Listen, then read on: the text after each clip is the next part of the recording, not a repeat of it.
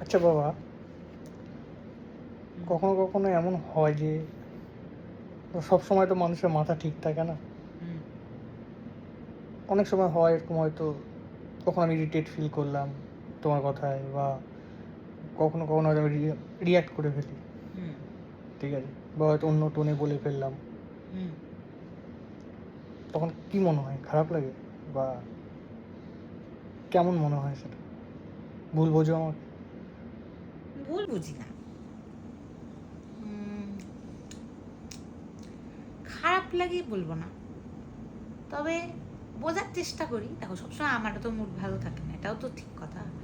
আমি যদি ভালো মুডে থাকি তাহলে আমি বোঝার চেষ্টা করি, বেশিরভাগ টাইমে সেটাই করি, বোঝার চেষ্টা করি যে মানে ওই যে তুমি রিয়াক্টটা করলে বা আমার কি কিছু ভুল ছিল বলাতে, বা আমি বোঝার চেষ্টা করি আগে যেটা আমি বলেছি সেটা কি ঠিক। যদি সেটা ঠিক হয় তাহলে তারপরে তোমার মুড বোঝার চেষ্টা করি, যে হতে পারে কিছু দিয়ে যাচ্ছে বা কিছু মাথায় চলছে, যার জন্য তুমি যদি আমাকে না বলো তো কাকে বলবে? তুমি তার বাইরের লোকের উপর গিয়ে ভাউ ভাউ করে চেঁচাতে পারবে না।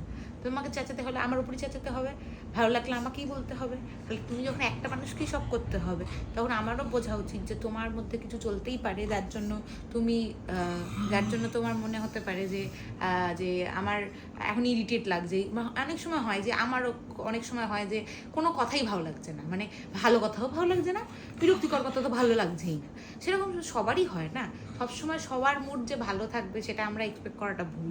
সেটা আমার ভালোবাসার মানুষ মানেই বা আমার বর মানেই যে আমাকে সবসময় যে আত্মুতু করবে সেটাও তো সম্ভব না। তারও একটা নিজস্বতা ব্যাপার আছে, তারও নিজস্বতা ভালো লাগা খারাপ লাগা আছে, তারও মধ্যে অনেক কিছু চলছে। সে আমার মধ্যেও যেমন চলে তার মধ্যেও চলে। তো সেটা পরিস্থিতি বুঝতে হয়। যদি আমি সেটাই না বুঝি তাহলে আর কিসের সম্পর্ক, তাহলে আর কিসের হাজব্যান্ড ওয়াইফ? দিনের শেষে তো দুজন দুজনকেই চাই। তো ওটা মাঝে মাঝে হতে থাকে, ওটা সব জায়গাতেই হয়।